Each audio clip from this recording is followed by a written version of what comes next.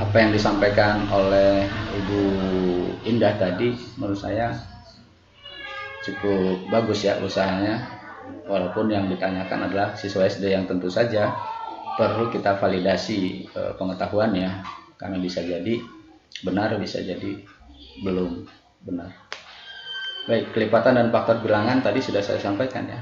Nah, sementara KPK dan EPB itu berkaitan erat dengan kelipatan dan faktor, karena yang KPK itu adalah kelipatan persekutuan terkecil, sementara EPB adalah faktor persekutuan terbesar.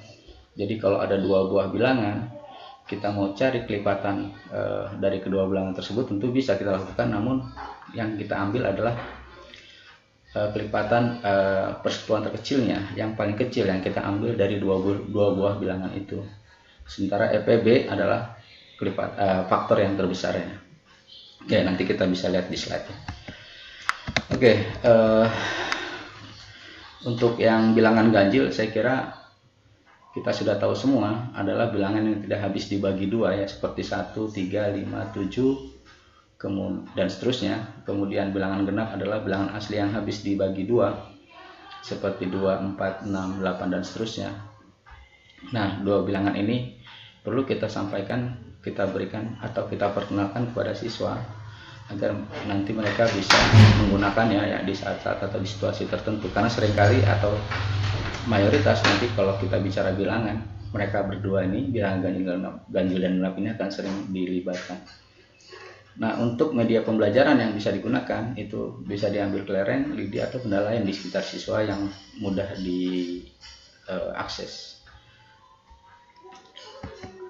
Nah, untuk menanamkan konsep bilangan ganjil dan genap ini seperti yang ada di modul, saya kira ini saya hanya menyampaikan kembali. Jadi bisa saja kita buat dua kelompok siswa, masing-masing kelompok mengambil sejumlah lidi, kemudian dikelompokkan menjadi kelipatan 2 dan bukan kelipatan 2. Tentu saja mereka harus menghitung ya. Yang misalkan kelompok pertama mereka mengumpulkan kelipatan 2, jadi ada 2, 4, 6 dan seterusnya. Sementara yang bukan kelipatan 2 dia akan menghitung, akan mengkelompokkan 1 ya, lalu 3, 5 dan seterusnya. Kemudian masing-masing menunjukkan lidi ya, jumlahnya yang ganjil dan genap. Jadi disuruh tunjukkan. Misalkan yang kelompok 1 tadi katakanlah genap, tunjukkan ini ada 2 lidi termasuk berjumlah genap, atau 4 atau 6 dan seterusnya. Kemudian yang ganjil juga sama, kelompok yang menunjukkan lidi berjumlah ganjil 1 atau 3 atau 5 dan seterusnya.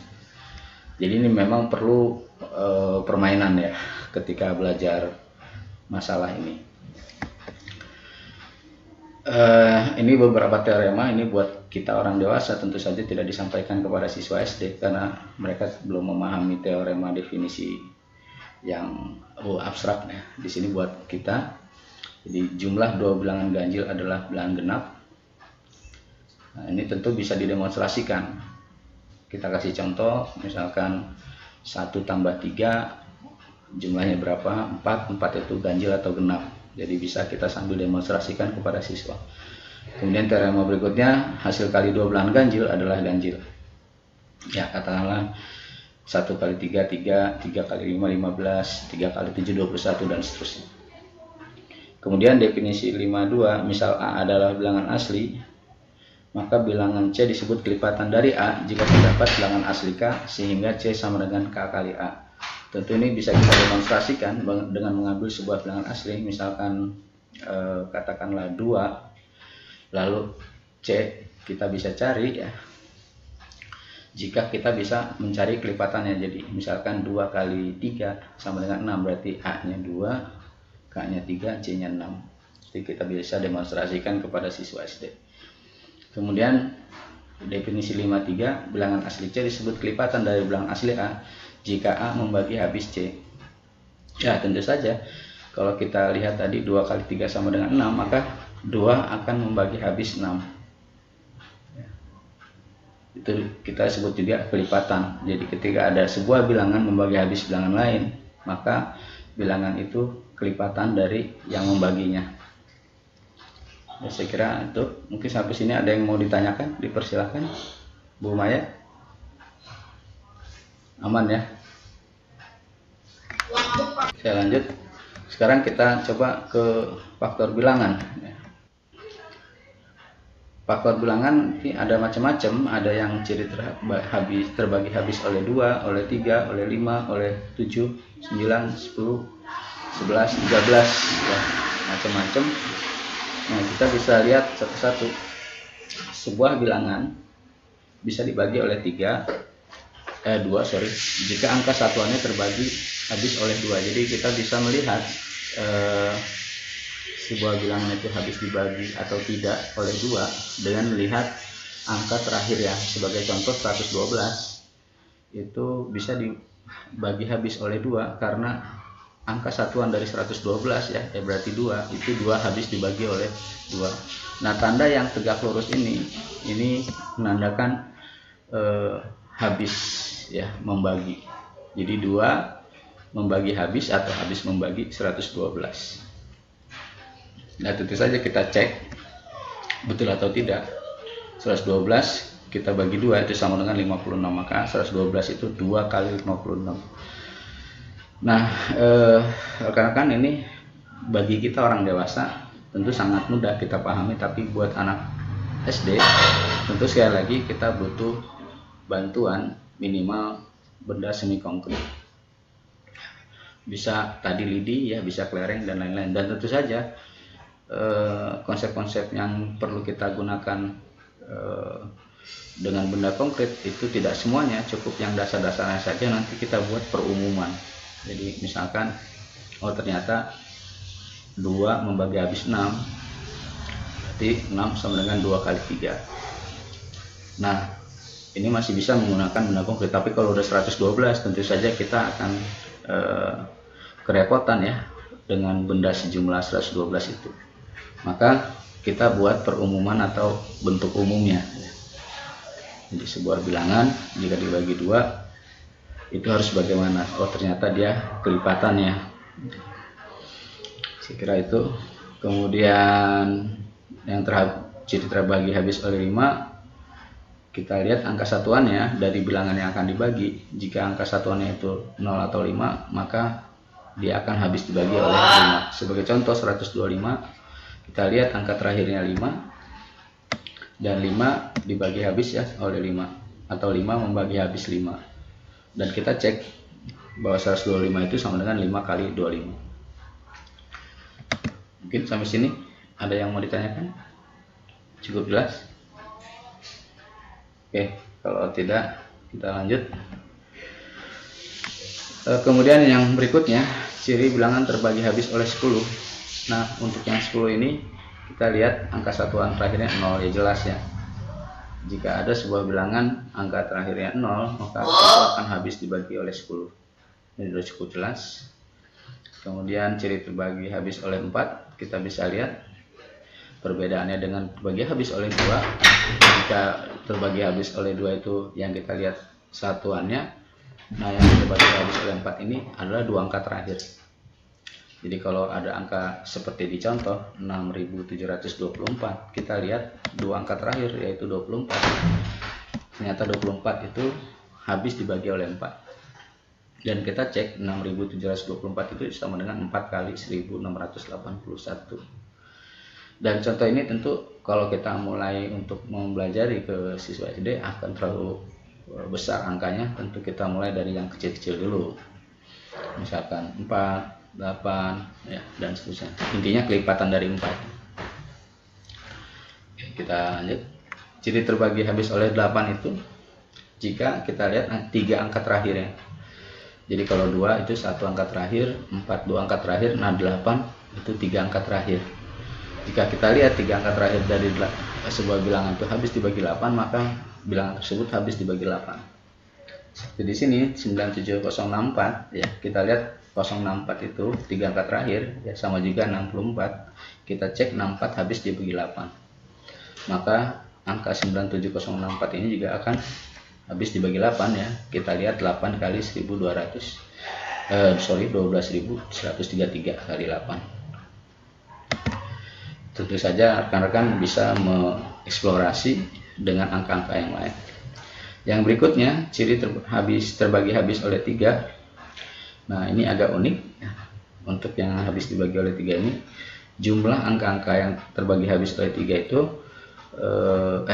jumlah angka-angka dari bilangan yang akan kita cek apakah habis dibagi oleh 3 itu jumlahnya harus habis dibagi oleh 3. Jadi sebagai contoh 6723 ya, apakah habis dibagi 3? Maka kita jumlahkan 6723, ternyata 6 tambah 7 tambah 3 itu 18, dan 18 habis dibagi 3.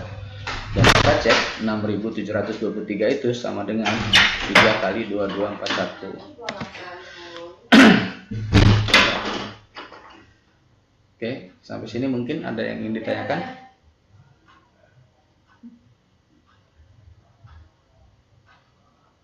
Oke, kalau tidak ada saya lanjut. Kemudian ciri bilangan terbagi habis oleh 9. Nah, kalau tadi oleh 3 itu jumlahnya habis dibagi 3, yang ini jumlahnya habis dibagi 9 ya. Masih dengan contoh yang sama 6723. Karena tadi jumlahnya 18 dan 18 habis dibagi 9 ya. Dan kita cek 6723 sama nanti 9 kali 747. Nah, untuk yang terbagi habis oleh 7 ini agak kompleks mungkin ya untuk dikenalkan ke siswa SD, tapi tidak ada salahnya diperkenalkan. Yang intinya sebenarnya kalau habis dibagi 7 pasti kelipatan 7 ya. Namun untuk bilangan yang besar kita bisa ngecek menggunakan cara seperti ini. Ini contoh 861, apakah habis dibagi 7? Kita cek, ambil 2 angka yang depan ya, atau angka terakhirnya kita hilangkan dulu. Kita ambil 86 ya. Kemudian kita kurangi dengan angka terakhir dikali 2. Jadi di sini 86 dikurang 1 kali 2 sama dengan 84. Kemudian kita ambil lagi 8. Angka satuannya kita eliminir. Kemudian dikurangi oleh 2 kali 4. Dan sama dengan 0 jelas.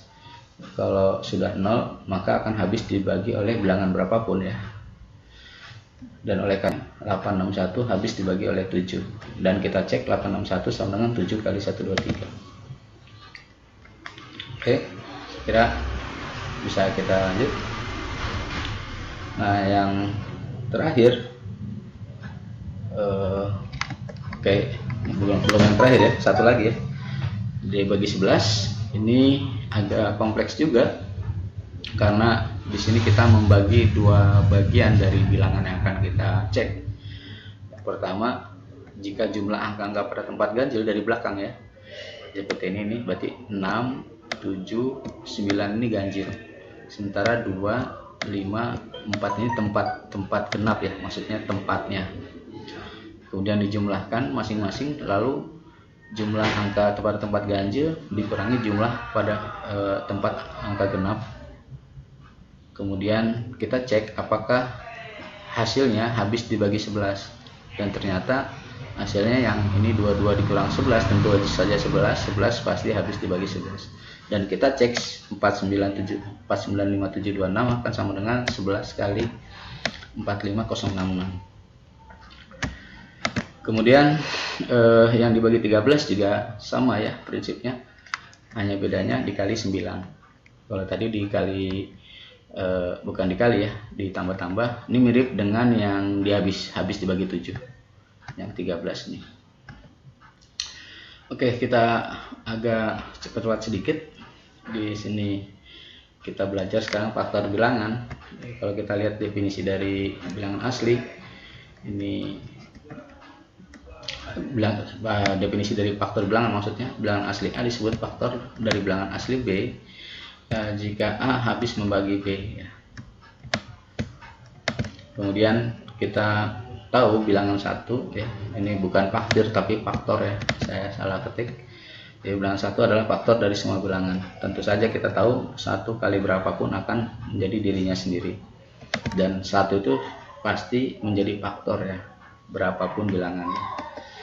Nah, kemudian untuk kelipatan persatuan 2 bilangan, prinsipnya adalah kita tentukan kelipatan bilangan pertama, lalu tentukan kelipatan bilangan kedua, tentukan bilangan yang ada di bilangan pertama dan kedua. Nah, ini kita tahu